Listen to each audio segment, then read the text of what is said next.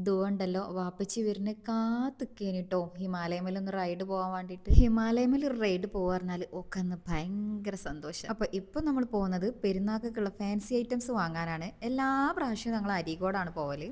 ഇന്നൊരു വെറൈറ്റിക്ക് ഞങ്ങൾ കാവനൂരാണ് പോയത്. കാരണം അരീക്കോടങ്ങാടി പെരും തിരക്കാണ്. അപ്പൊ അങ്ങോട്ട് പോയാലും നമുക്ക് റൈഡ് ആസ്വദിക്കാൻ കഴിയില്ല. അങ്ങനെ ഞങ്ങൾ കാവനൂർ പോയി. കാവനൂർ എത്തിയപ്പോ ഇവിടെ ഈ ഒരു ഷോപ്പിലായിട്ട് ഞങ്ങൾ പോയിട്ടുണ്ടായിന്, മാജിക് ടച്ച്. ഞാൻ പറഞ്ഞു ഇനി കാവനൂരൊന്നും ഒന്നും ഉണ്ടാവില്ല, അരീക്കോട് തന്നെ പോവാന്നൊക്കെ പറഞ്ഞിട്ടുണ്ടായിന്. പക്ഷെ ഈ ഒരു ഷോപ്പിലുണ്ടല്ലോ ഒരുപാട് ഐറ്റംസ്, നല്ല കളക്ഷൻസ് ഉണ്ട് കേട്ടോ. പലപ്പോഴും നമുക്കുണ്ടാകുന്ന ഒരു തെറ്റിദ്ധാരണയാണ് വലിയ ഷോപ്പിൽ കുറേ ഐറ്റംസ് നല്ല സാധനങ്ങളൊക്കെ ഉണ്ടാവുള്ളൂ എന്നിട്ട്. പക്ഷേ അത് വെറും തോന്നല.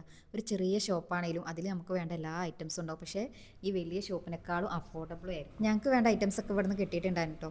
പോകുന്നത് ഇതുവൊക്കെ ഫാൻസി എടുക്കാനാണെങ്കിലും ഇവിടെ എത്തിയപ്പോൾ പിന്നെ ഓക്ക് ഫാൻസി ഒന്നും വേണ്ട.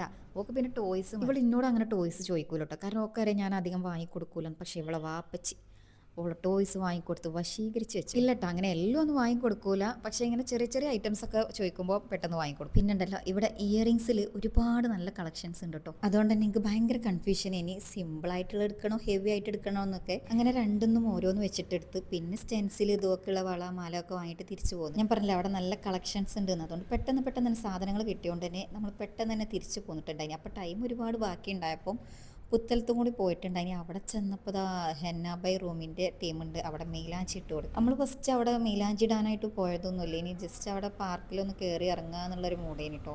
അങ്ങനെ അവിടെ കുറേ നേരം ഇരുന്നപ്പോൾ ഉണ്ട് ഇവരുടെ കാർഡ് നമ്മുടെ അടുത്ത് കൊണ്ടുവന്നിരുന്നേ.